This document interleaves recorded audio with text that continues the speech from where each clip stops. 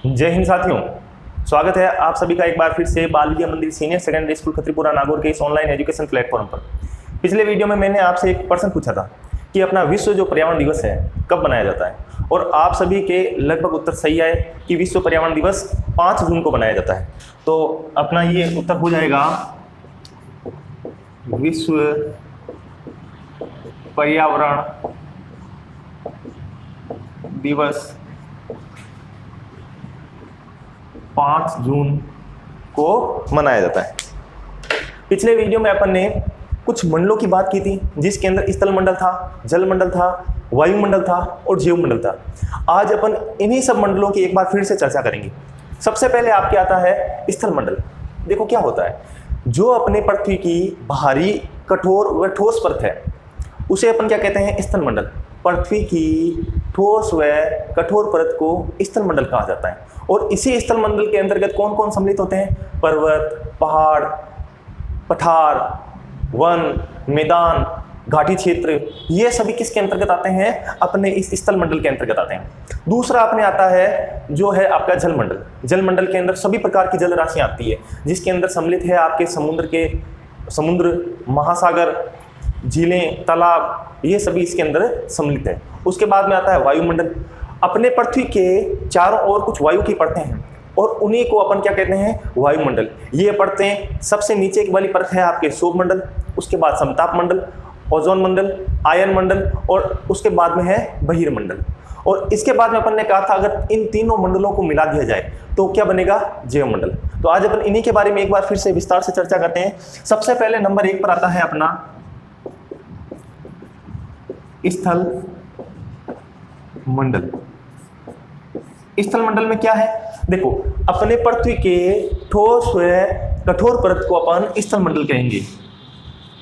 पृथ्वी की ठोस व कठोर परत स्थल मंडल के नाम से जानी जाती है। अब इस स्थल मंडल में कौन कौन सम्मिलित है, स्थल मंडल में अपने सबसे पहले तो पर्वत शामिल है, पहाड़ शामिल है, पठार, मैदान, वन क्षेत्र और घाटी क्षेत्र, ये सभी किसके अंतर्गत शामिल है, स्थल मंडल के अंतर्गत शामिल किए जाते हैं। इसके बाद में जो दूसरा पॉइंट अपने आएगा वो है आपके जल मंडल।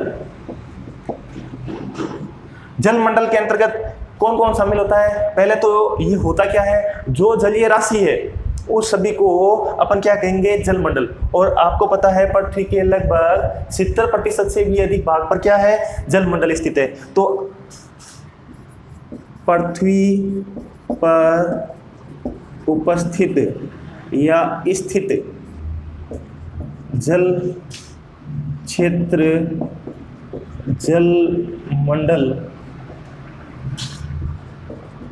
कहलाता है। पृथ्वी पर स्थित जल क्षेत्र क्या कहलाता है, जल मंडल कहलाता है। और इसके अंदर कौन कौन से क्षेत्र शामिल है, एक तो है समुद्र शामिल है, महासागर शामिल है, नदी शामिल है, झीलें शामिल है और बड़े तालाब शामिल है।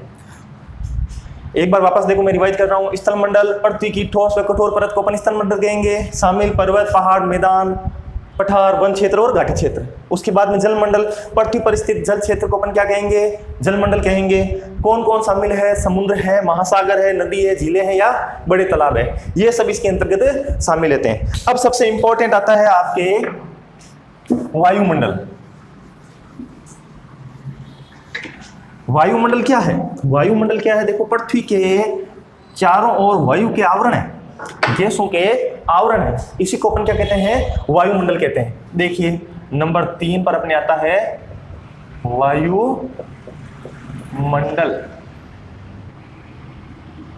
पृथ्वी के चारों ओर वायु की परत को वायुमंडल कहते हैं। पृथ्वी के चारों ओर वायु की परतें बनी हुई है, जैसे ये अपनी पृथ्वी है और इसके चारों ओर वायु की परतें बनी हुई है। ये अदृश्य परतें हैं, यानी अपने को सामान्य आंखों से दिखाई नहीं देती है, और ये सारी क्या कहलाती है, यही अपना वायुमंडल कहलाती है। अब अपन बात करते हैं कौन कौन सी परतें हैं। देखो, अपनी पृथ्वी के सबसे समीप जो परत है उसे अपन कहते हैं शोभ मंडल। दूसरे पर रहेगा समताप मंडल। तीसरा रहेगा आपके ओजोन मंडल। चौथा आपके रहेगा आयन मंडल, और पांचवा आपके रहेगा बाह्य या बहिर्मंडल। ये आपके क्रमानुसार 5 परतें हैं। सबसे पहले शोभ मंडल, उसके बाद समताप मंडल, फिर ओजोन मंडल, फिर आयन मंडल, और सबसे लास्ट में बहिर्मंडल।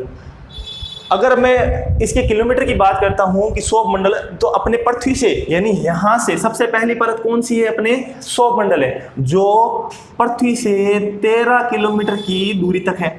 उसके बाद में समताप मंडल की बात करता हूं तो ये 13 से लेकर 50 किलोमीटर तक है। ओजोन मंडल की मैं अगर बात करता हूं तो ये 50 से लेकर 80 किलोमीटर तक है। और अगर मैं आयन मंडल की बात करता हूं तो ये 80 से लेकर अप्रोक्स 400 किलोमीटर तक है। और जो 400 किलोमीटर से बाहर का क्षेत्र है उसे अपन किसके अंतर्गत रहेंगे, बाह्य या बहिर्मंडल के अंतर्गत रहेंगे।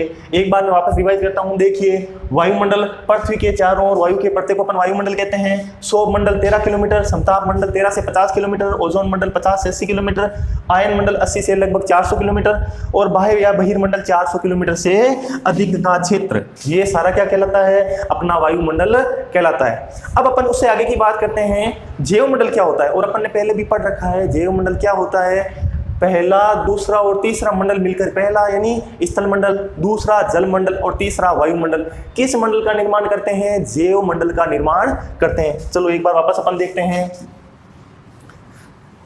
कि जैव मंडल किसे कहते हैं। नंबर 4 पर अपना आएगा जैव मंडल। जैव मंडल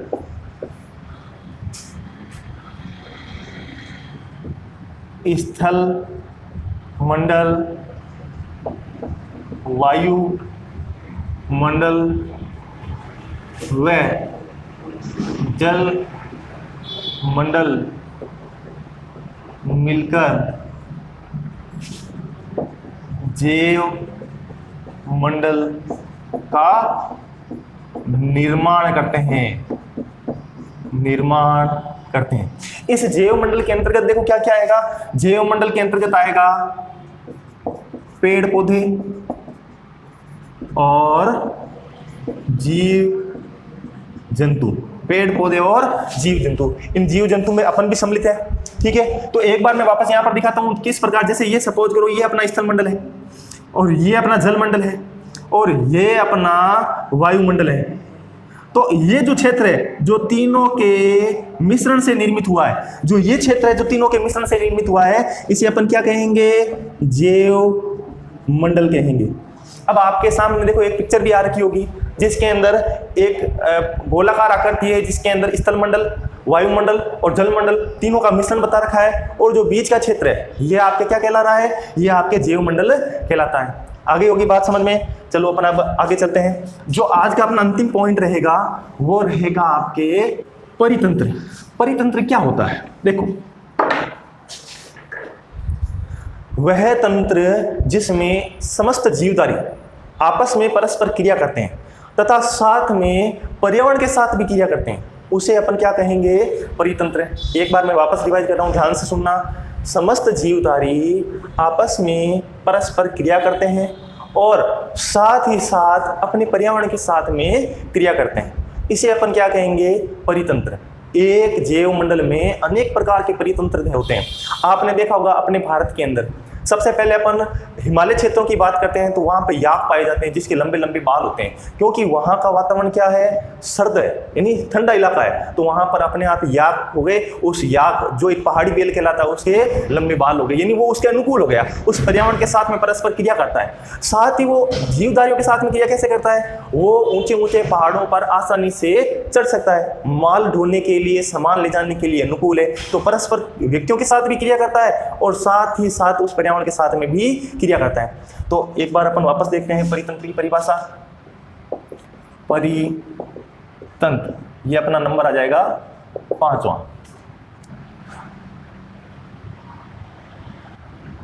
वह तंत्र जिसमें समस्त जीवधारी परस्पर आपस में क्रिया करते हैं तथा साथ ही पर्यावरण के साथ क्रिया करते हैं, परितंत्र कहलाता है। तो परितंत्र के अंदर समस्त जीवधारी परस्पर क्रिया करेंगे और साथ ही ये जीवधारी किसके साथ में क्रिया करेंगे, अपने पर्यावरण के साथ में क्रिया करेंगे।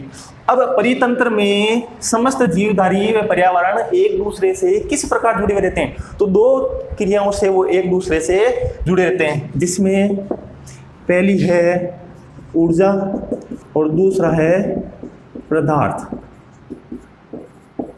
अपन यहां लिख देते हैं, इनके कारण जीव जंतु व पर्यावरण एक दूसरे से जुड़े रहते हैं। एक बार मैं वापस रिवाइज कर देता हूं। परितंत्र क्या है, वह तंत्र जिसमें समस्त जीवधारी परस्पर आपस में क्रिया करते हैं तथा साथ ही पर्यावरण के साथ में क्रिया करते हैं, इसे परितंत्र कहते हैं। दोनों आपस में पदार्थ व ऊर्जा के कारण एक दूसरे से जुड़े हुए रहते हैं। तो आपको ये समझ में आ गया होगा। कल इसके आगे का भाग लेकर चलेंगे। आज के लिए इतना ही, मिलते हैं अगले वीडियो में, तब तक के लिए धन्यवाद।